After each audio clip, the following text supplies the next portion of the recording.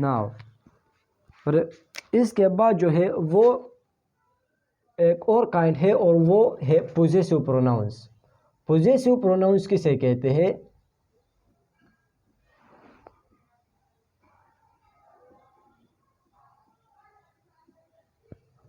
Possessive pronounce वो pronounce जो position show करता है उनको पोजेसिव प्रोनाउंस कहते हैं। सही है, आपको समझाता हूँ एग्जांपल से कि डेफिनेशन क्या है इसका कि द प्रोनाउंस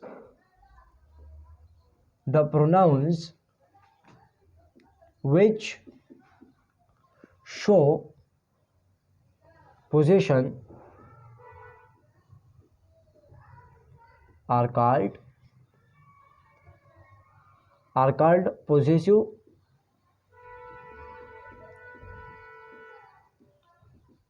pronouns। इसका क्या मतलब है यार? ये भी पोजीशन शो करता है लेकिन पोजेसिव एडजेक्टिव्स भी पोजीशन शो करता है, तो इनमें फ़र्क क्या है फिर? तो आप देखिए, ये पोजेसिव प्रोनाउंस जो है ये प्रोनाउंस होते हैं, ये पोजीशन शो करते हैं लेकिन यूज्ड एज अ प्रोनाउन होते हैं, जबकि पोजेसिव एडजेक्टिव्स जो है ये एज एडजेक्टिव काम करते हैं। ये पोजेसिव एडजेक्टिव जो है ये मलकियत शो करता है, पोजीशन शो करता है, लेकिन ये जो है इस नाउन के बारे में मलकियत शो करता है, ये भी उस नाउन के बारे में मलकियत शो करता है, लेकिन ये जो है ये एक इस नाउन्स या प्रोनाउंस की जगह पर इस्तेमाल होता है, जबकि वो नाउन या प्रोनाउन के साथ इस्तेमाल होता है। फॉर एग्जांपल मैं आपको बताता हूँ कि for example this is your car, this is for example this is my car. सही है, और एक और एग्जांपल से मैं आपको समझाता हूँ कि दिस कार इज़ माइन। इसमें क्या फ़र्क है? यहाँ पर देखिए, ये कार क्या है? ये जो है ये एक नाउन है, ये माई क्या है? ये इस पर पोजीशन शो करता है लेकिन इसके साथ नाउन आया है, इसके साथ नाउन आया है, तो ये इस नाउन की तरफ, ये इस नाउन को डिस्क्राइब करता है, इस नाउन के बारे में कुछ बताता है, इसलिए ये क्या है? ये एडजेक्टिव है। लेकिन यहाँ पर ये माइन देखिए, ये माइन, ये इस कार पर ये पोजीशन शो करता है, इस कार की तरफ ये पोजीशन शो करता है, लेकिन ये क्या है? ये एक शख्स के लिए एक नाउन की जगह पर इस्तेमाल हुआ है। माइन जो है ये क्या है? ये आई का क्या है? पोजेसिव केस है।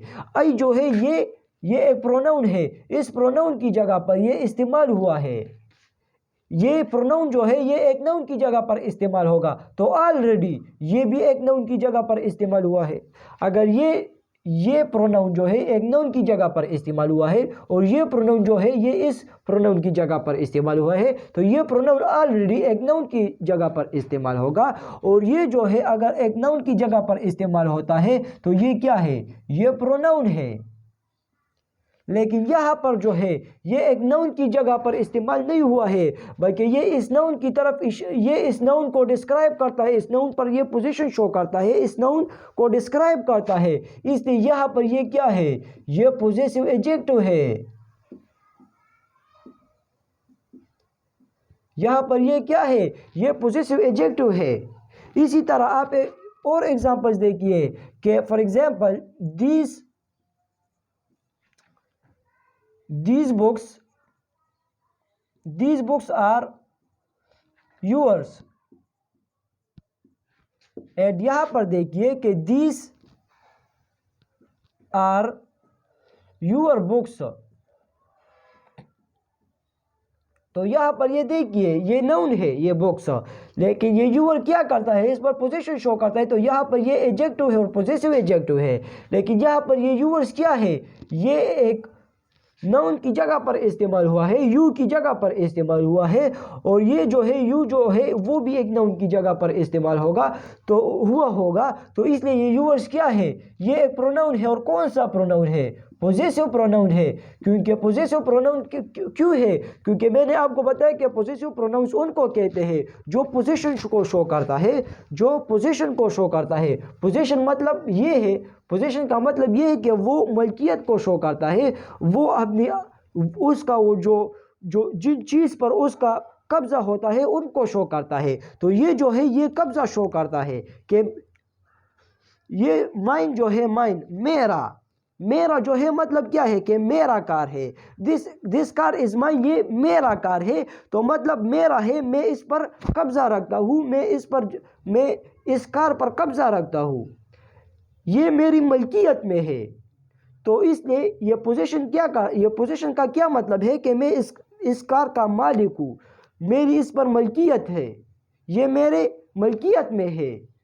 सही है। तो इसीलिए ये क्या है, ये एक पोजेसिव प्रोनाउन है क्योंकि ये एक मलकियत, एक जायदाद को शो करता है, पोजीशन को शो करता है, इसलिए ये जो है पोजेसिव प्रोनाउन है।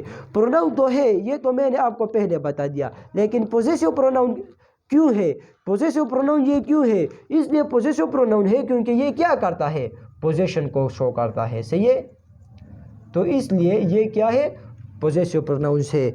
अगर आप किसी चीज़ को अगर आपको कोई कहे कि ये कौन सा पार्ट ऑफ स्पीच है और इस पार्ट ऑफ स्पीच में ये कौन सा काइंड है, तो पहले आप पार्ट ऑफ स्पीच को समझोगे कि ये यहाँ पर कौन सा फंक्शन अदा करता है, तो यहाँ पर ये प्रोनाउन का फंक्शन अदा करता है। लेकिन इसके अंदर ये कौन सा प्रोनाउन के अंदर ये कौन सा काइंड है, तो आप फिर सोचोगे कि यार ये तो यहाँ पर पोजीशन शो करता है, इसलिए ये कौन सा प्रोनाउन है, ये पोजेसिव प्रोनाउन है। सही है। तो वो प्रोनाउंस जो पोजीशन को शो करे उनको क्या कहते हैं, उनको पोजेसिव प्रोनाउंस कहते हैं। तो इसके बाद हम आते हैं रिफ्लेक्सिव प्रोनाउन के ऊपर। रिफ्लेक्सिव प्रोनाउन किसे कहते हैं, रिफ्लेक्सिव प्रोनाउन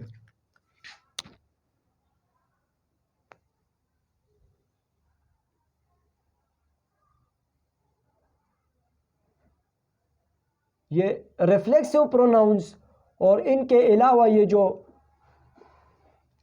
डेमोन्स्ट्रेटिव प्रोनाउंस है, सही है, पोजेसिव प्रोनाउंस है, ये नॉमिनेटिव केस में जितने प्रोनाउंस आते हैं, ये ऑब्जेक्टिव केस में कितने प्रोनाउंस आते हैं, ये तमाम जो है हम एक चार्ट में एक चार्ट आपको बताएंगे, एक चार्ट यहाँ पर ड्रा करेंगे जिसमें हम आपको बताएंगे कि नॉमिनेटिव केस के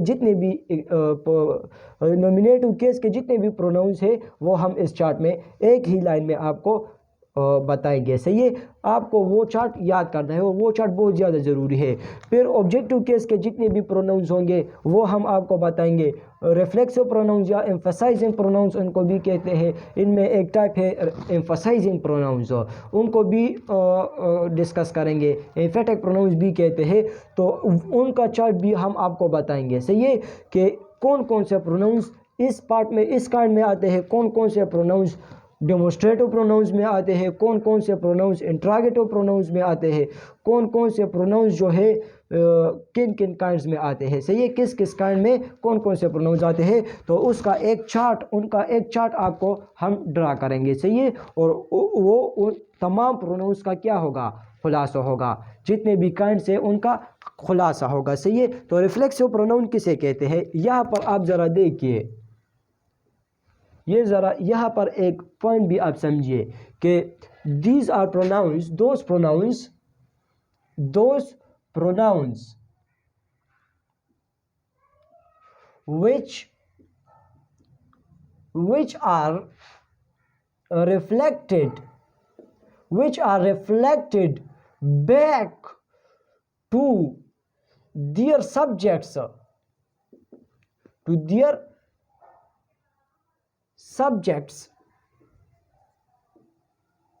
are called reflexive pronouns.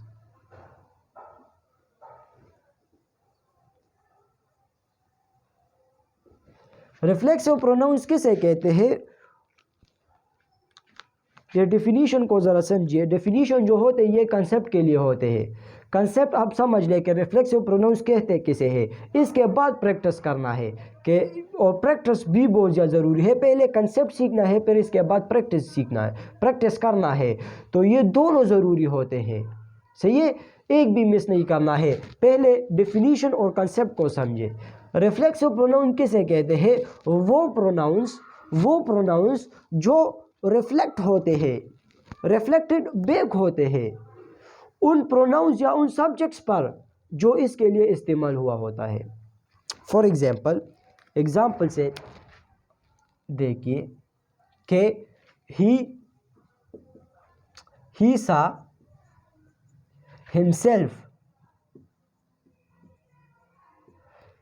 himself for example, he saw himself in the mirror।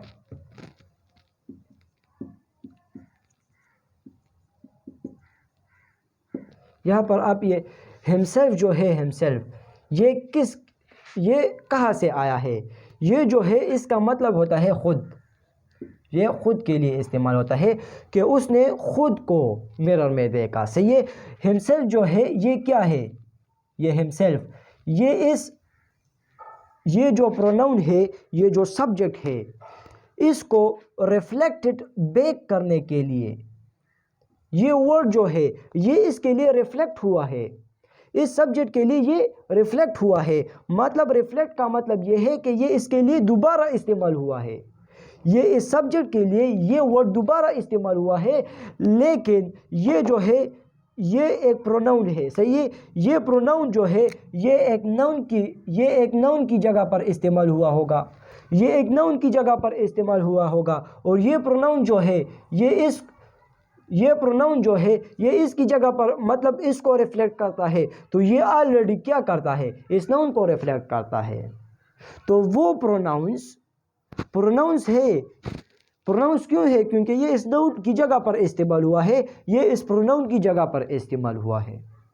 तो इसलिए तो ये प्रोनाउन है। लेकिन कौन सा प्रोनाउन है? रिफ्लेक्सिव प्रोनाउन है। रिफ्लेक्सिव प्रोनाउन क्यों है? क्योंकि ये जो है ये प्रोनाउंस जो है ये अपने आप को रिफ्लेक्ट करते हैं इन सब्जेक्ट्स पर। सही है। इन सब्जेक्ट्स के लिए ये दोबारा इस्तेमाल होते हैं। फॉर एग्जाम्पल यहाँ पर आप देखिए एक और एग्जाम्पल में देखिए कि यू डिस्ट्रॉयड योरसेल्फ।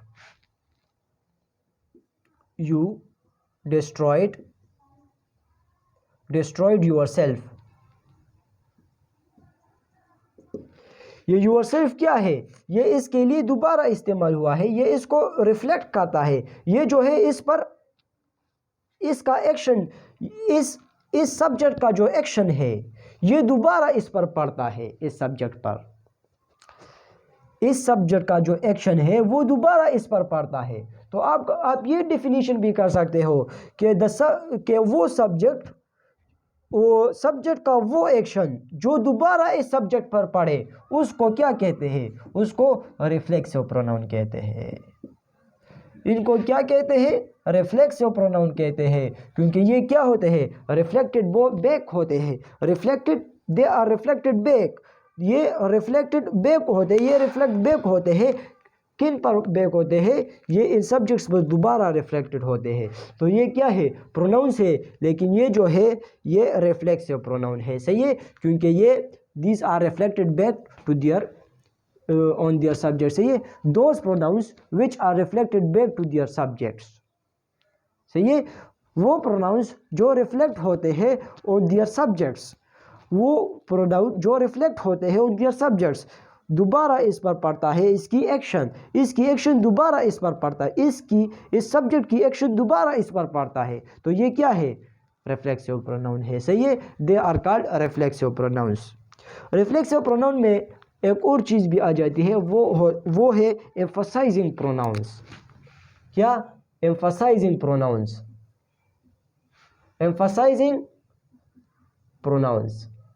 एम्फसाइजिंग और एम्फेटिक एक चीज़ है। एम्फेटिक प्रोनाउंस ये आप ऐसे समझिए कि बाज़ वक्त जो है रिफ्लेक्सिव प्रोनाउंस को एम्फसाइजिंग प्रोनाउंस भी कहते हैं। रिफ्लेक्सिव प्रोनाउंस को एम्फसाइजिंग प्रोनाउंस भी कहते हैं। रिफ्लेक्सिव प्रोनाउंस को एम्फेटिक प्रोनाउंस भी कहते हैं। क्यों? एम्फसाइजिंग प्रोनाउंस किसे कहते हैं? ये प्रोनाउंस जो है ये जो है ये सेंटेंस पर जोर डालता है, इसको एम्फसाइज कर देता है। फॉर एग्जाम्पल मैं आपको एक एग्जाम्पल देता हूँ कि you should yourself go. you should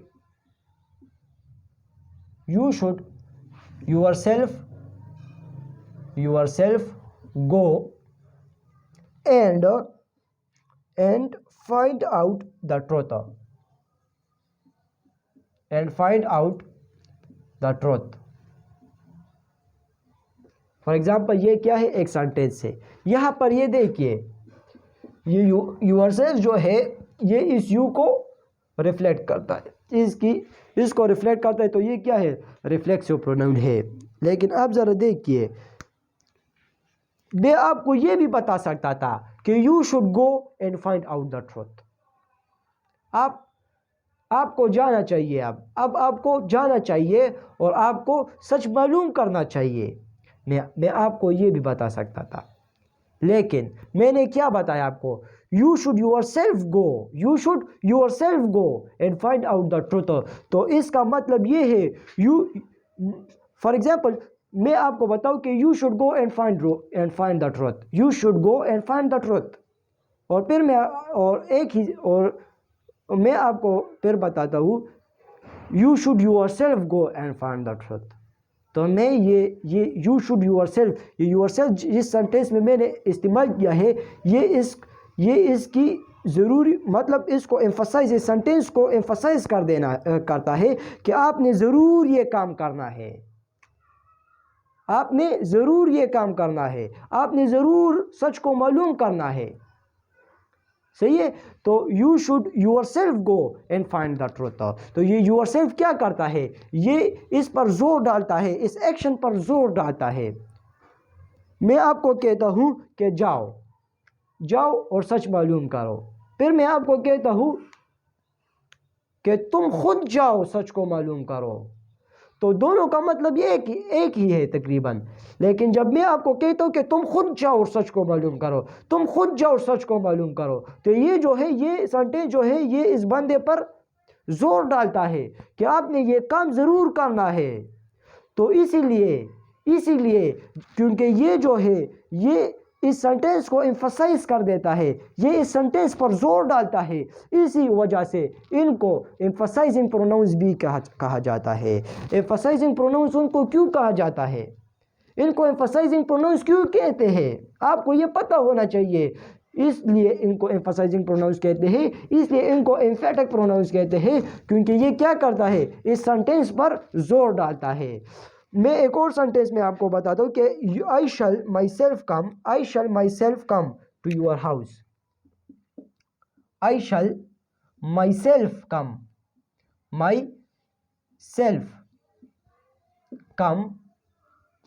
to your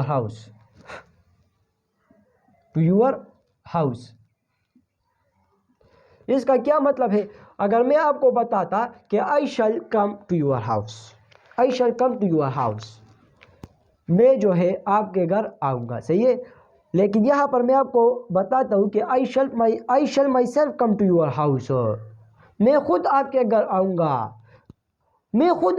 आऊँगा, तो ये क्या है, ये इस सेंटेंस पर जोर डालता है, ये माई सेल्फ जो है ये सेंटेंस पर जोर डालता है कि मैं खुद आपके घर आऊँगा। तो इसलिए ये क्या है, ये एम्फसाइजिंग प्रोनाउन है, सही है। रिफ्लेक्सिव प्रोनाउन भी है, क्योंकि ये क्या है, ये इस नाउन को रिफ्लेक्ट करता है, सही है, या इस नाउन की, इस सब्जेक्ट की जो एक्शन है वो दोबारा इस पर पड़ता है, इस सब्जेक्ट का जो एक्शन है वो दोबारा इस पर पड़ता है। तो इसलिए ये क्या है, ये जो है ये रिफ्लेक्सिव प्रोनाउन है, ये क्या है, ये रिफ्लेक्सिव प्रोनाउन। लेकिन ये क्या है, ये एक एम्फसाइजिंग प्रोनाउन भी है, एम्फसाइजिंग प्रोनाउन क्यों है, क्योंकि ये जो है इस एक्शन को एम्फसाइज कर देता है, इसलिए ये क्या है, एम्फेटिक और एम्फसाइजिंग प्रोनाउंस भी है, सही है। तो ये जो है इनको ये डिस्कशन जो है ये बेसिकली क्या है, रिफ्लेक्सिव प्रोनाउंस के बारे में है, सही है।